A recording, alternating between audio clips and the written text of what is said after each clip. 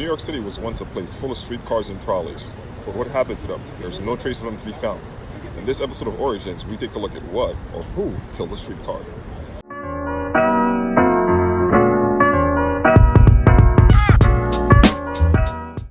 In 1832, the world's first streetcar line was laid in New York City.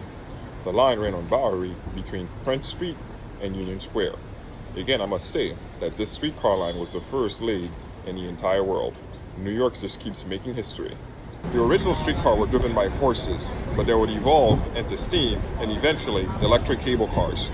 Brooklyn and Manhattan were the first two boroughs to develop an extensive cable car network, but by 1909, all the other boroughs followed. What began to hurt the streetcar was government regulation.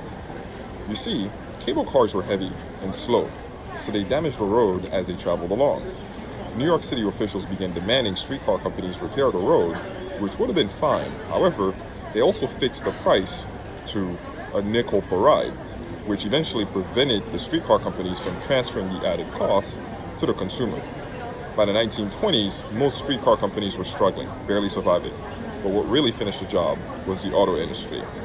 You see, GM, in collusion with other companies such as Standard Oil and Firestone Tires, created a holding corporation which began acquiring streetcar companies and dismantling them.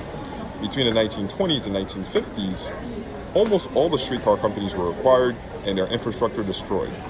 GM was eventually charged with conspiracy, and although the federal trial found them guilty, they were only fined $5,000. Their treasury was only fined $1. Streetcars might be dead, but there's a secret spot in Brooklyn where you could find the remain of these relics. Download Cityscape to find out where it is. Also, if you know any secret spots yourself, be sure to put it on a Cityscape app so that scouts like me can go check it out. I'll see you next time, guys. Bye.